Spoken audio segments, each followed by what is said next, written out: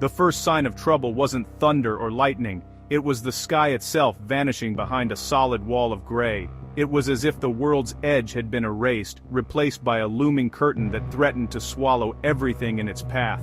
The air felt charged, thick with anticipation, and every instinct screamed that something was coming. The horizon disappeared, swallowed by a mist that rose from the sea. It crept in silently, blurring the line between water and sky until there was nothing left but uncertainty. The familiar markers we relied on vanished, leaving us adrift in a world of shifting shadows and cold, damp air. The air grew heavy, humming with electricity. Old-timers on the FV Serpent paused, eyes narrowed, reading the water. Their faces were etched with stories of storms past, and their silence spoke volumes.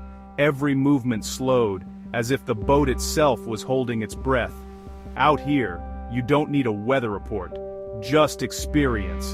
The water whispered warnings, and the usual deck chaos faded to silence. Even the gulls seemed to sense it, circling warily above, their cries muffled by the thickening air.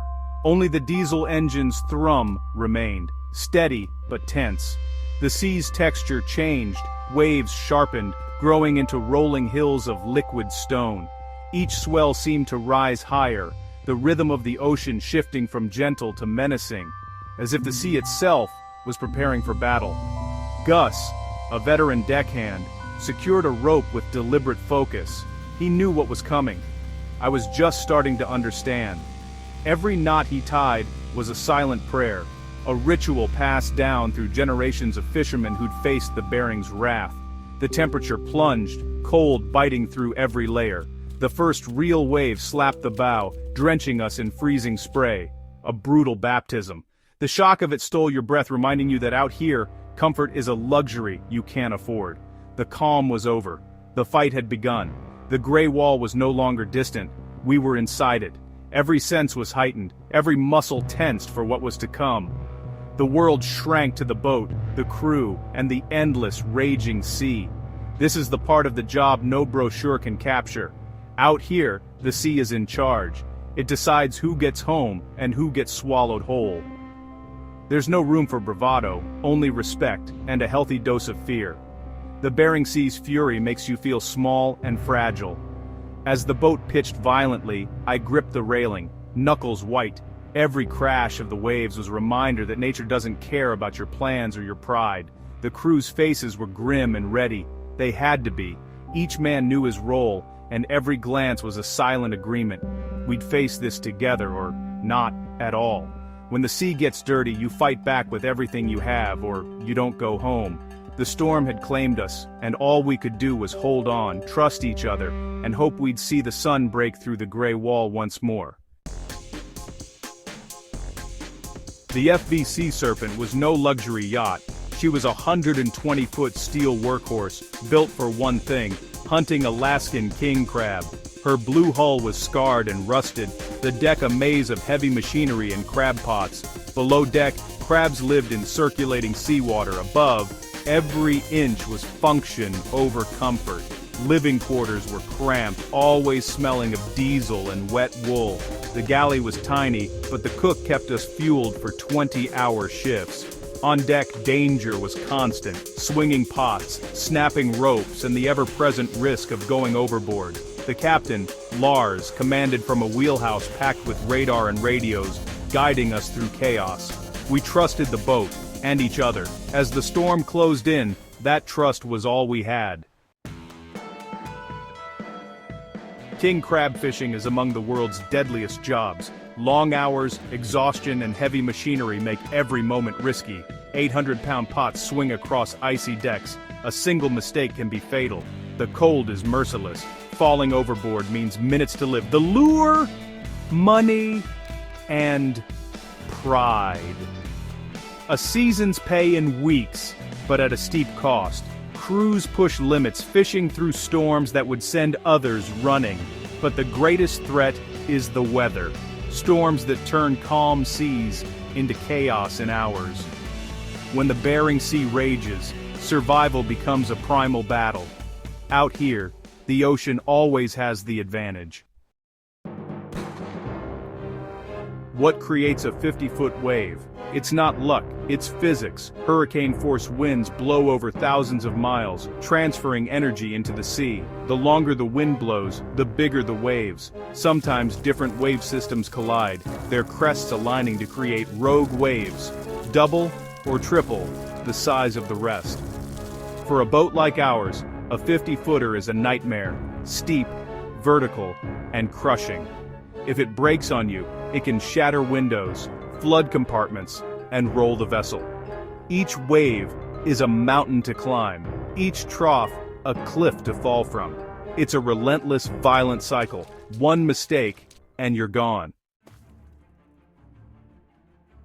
As 30-footers rolled in, the captain's voice cut through the tension. All hands, secure for sea. The air was thick with anticipation, every man on edge, knowing what was coming. The storm was no longer a distant threat, it was here, pounding at the hull, demanding our attention. The crew sprang into action, lashing down crab pots and gear, sealing hatches, bracing for impact. Boots thudded on the slick deck as everyone moved with practiced urgency, each task a vital link in our chain of survival. Every loose object became a potential weapon, every unsealed hatch a threat. Even a forgotten wrench could spell disaster if it went flying in the chaos. We checked and double-checked, adrenaline sharpening our senses. My job was to help, hauling ropes, fighting the wind and freezing spray.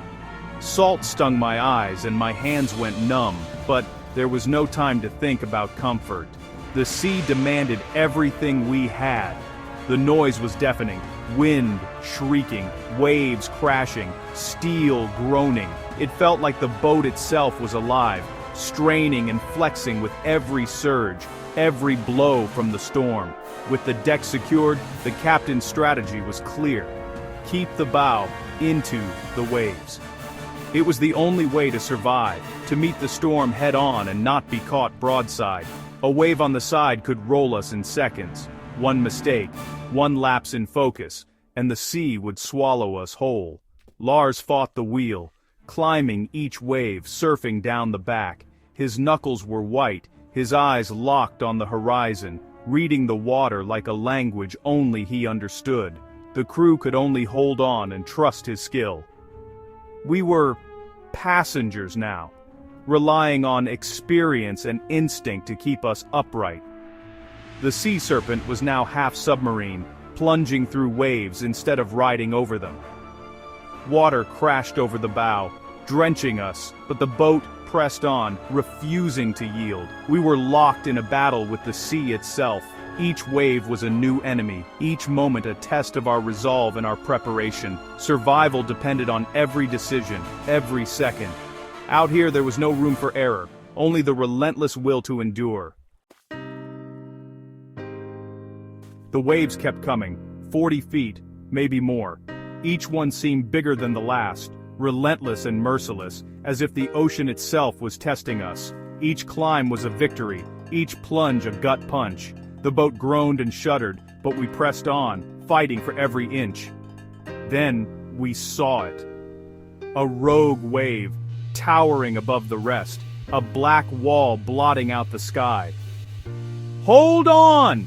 Lars shouted, his voice barely audible over the roar. I gripped the railing, bracing for the worst. My knuckles turned white, heart pounding in my chest. The climb was nearly vertical. The engine screamed, metal straining under the force. Every second felt stretched, the world narrowing to the sound of the storm and the thrum of the engine. We rose, higher and higher, until the crest curled over us. For a heartbeat, we hung suspended between sea and sky. Time slowed as thousands of tons of water crashed down. The noise was deafening, a roar that drowned out every thought. The impact was explosive. Darkness, then green, then white. Water filled every space, blinding and suffocating. I slammed into a bulkhead, convinced we were finished. The force rattled my bones, and for a moment I couldn't breathe. For a moment we were submerged, water pouring in everywhere. The boat groaned, timbers creaking under the weight. The boat felt dead, heavy, unresponsive. Silence hung in the air, broken only by the slosh of water and distant alarms. Then, slowly, the bow rose, shaking off the water. It was as if the sea serpent itself refused to surrender. We were still afloat, battered, but alive. Relief washed over us, mingled with disbelief. The wheelhouse windows were shattered, alarms blaring. The chaos inside matched the chaos outside. But we'd survived the monster's punch. Against all odds, the boat had held together. The sea serpent had held. We were still standing, battered, but unbroken. In that moment, survival was everything. Nothing else mattered.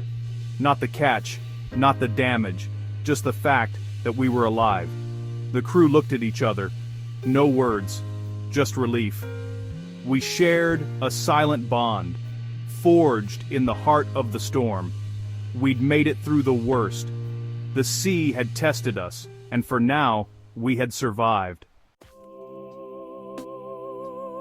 After the rogue wave, there was no time for fear, only action. The wheelhouse was flooded, electronics sparking, but Lars fought to regain control. Below, the crew checked damage, racing to keep the pumps ahead of the incoming water. Fear sharpened our senses. Every sound and movement mattered. We patched windows, cleared debris, and worked in silent urgency. I nearly slid overboard, saved at the last second by Gus. No words, just a shove back to work. Hope was practical, the pumps working, the engine rumbling, the plywood holding. We watched for dawn, desperate for any sign the storm was ending. No celebration, just exhaustion and small victories. Each task completed was a flicker of hope. We were battered, but alive. The fight wasn't over, but we were still in it. And that was enough. Daybreak seeped in, gray and cold, but the worst was over. The wind eased, the waves grew less violent, silence settled over the battered sea serpent. The crew moved like ghosts, too tired for words. The deck was wrecked, twisted metal, snapped ropes, a gaping hole in the railing, but we'd survive. The journey back to Dutch Harbor was slow and somber. The tanks were empty, but every man was alive. That was the only success that mattered. Stepping onto solid ground felt surreal. We were changed, marked by what we'd endured. We were survivors. Why go back after all that? It's more than money. The sea offers freedom, challenge, and a brotherhood forged in danger. Out here, your worth is measured by grit and reliability. You depend on your crew, and they on you. The job is raw, honest, and brutally demanding. The sea doesn't care who you are, only if you can do the work. There's pride in hauling a full pot, in earning your survival. That near sinking stripped us to our core, teaching us about resilience and life. Will we go back? Absolutely. It's in our blood. We are fishermen. We respect the sea, but will always answer its call. The dance with danger never ends.